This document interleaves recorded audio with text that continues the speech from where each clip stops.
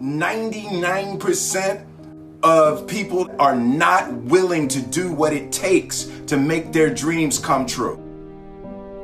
The Marines have a saying, everybody wants to go to heaven, but nobody wants to die.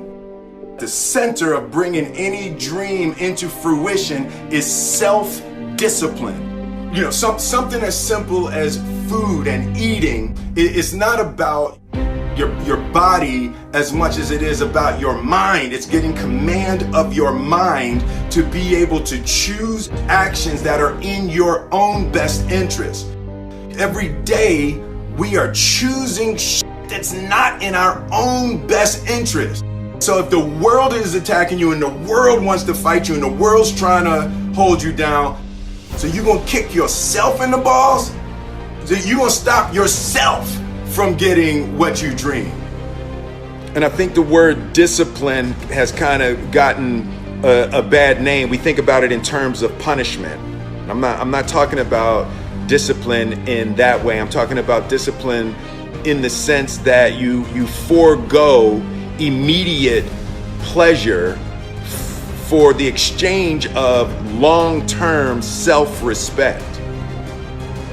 I believe that self-discipline is the definition of self-love.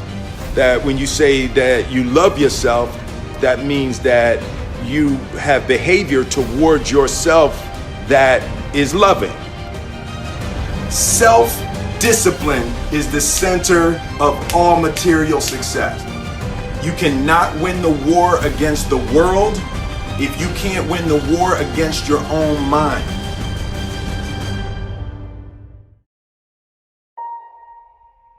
Self-love is when you say to yourself, oh man, look, I know you and that girl got a real connection. I know y'all vibe, but that's your girl's cousin. So I love you too much to let you do that. It's like you say to yourself, hey man, look, I know you want to eat that pizza and it'll be really good, but I can't let you eat that, man, because if you eat that pizza, you're going to feel like shit, and I love you too much to let you eat that. Self-love is, hey, look, I know you got a test on Monday, and I know you really want to go out with your friends. It's Saturday night, you want to go out, but if you fail that test, you're not going to feel good about yourself. I love you too much to let you go out tonight. Self-discipline is self-love. If you want to be happy, you have to love yourself, which means you have to discipline your behavior. The road to sustained happiness is through disciplining your behavior. We tend to base our self-esteem on what other people think. And that's not really self-esteem. Self-esteem is supposed to be how we feel about ourselves. And I was just saying how dangerous it is to allow other people to determine how you're going to feel about you. And it's kind of like looking into a broken mirror.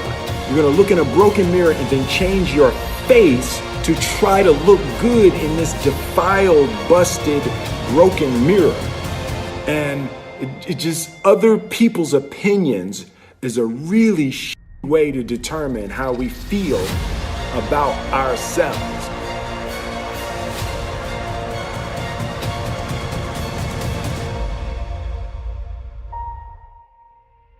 It don't matter whose fault it is that something is broken if it's your responsibility to fix it. For example, it's not somebody's fault if their father was an abusive alcoholic, but it's for damn sure their responsibility to figure out how they're going to deal with those traumas and try to make a life out of it. It's not your fault if your partner cheated and ruined your marriage, but it is for damn sure your responsibility to figure out how to take that pain and how to overcome that and build a happy life for yourself. Fault and responsibility do not go together. It sucks, but they don't. When something is somebody's fault, We want them to suffer. We want them punished. We want them to pay. And we want it to be their responsibility to fix it. But that's not how it works, especially when it's your heart. Your heart, your life, your happiness is your responsibility and your responsibility alone.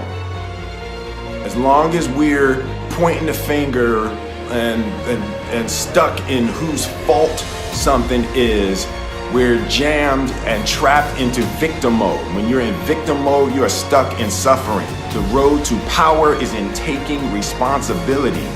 Your heart, your life, your happiness is your responsibility and your responsibility alone. You can make a person smile, you can make a person feel good, you can make a person laugh, but whether or not a person is happy is deeply and totally and utterly out of your control. The prerequisite for spending time with any person is that they nourish and inspire you.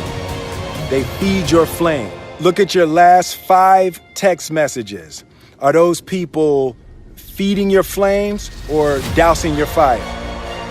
Put your phone down for just a second and look around. Look to the people around you. Are those people throwing logs on your fire or are they pissing on it?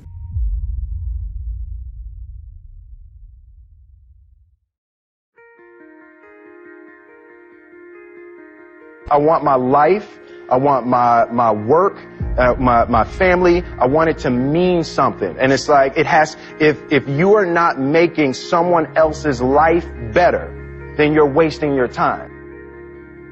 The separation of talent and skill is one of the greatest misunderstood concepts for people who are trying to excel, who have dreams, that want to do things. Talent you have naturally. Skill is only developed by hours and hours and hours of beating on your craft.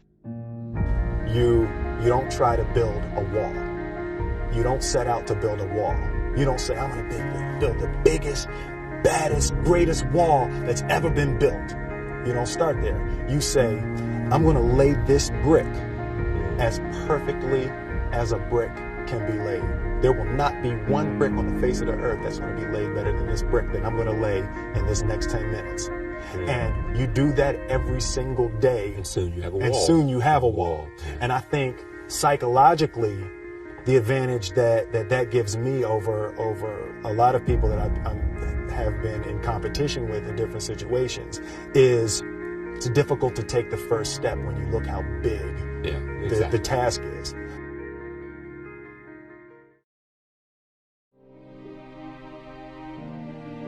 The definition of who I am is very clear to me, and it also redefines who I want to be, in that I know for a fact that I'm stronger than I thought I was.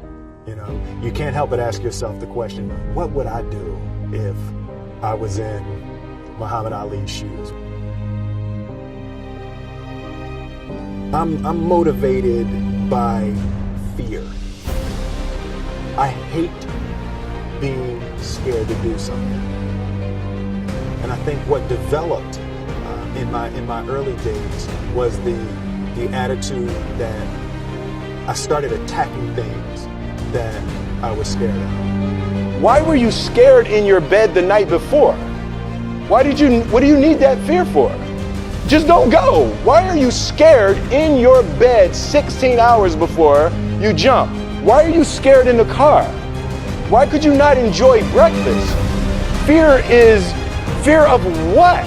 You're nowhere even near the airplane. Everything up to the stepping out, there's actually no reason to be scared. It only just ruins your day.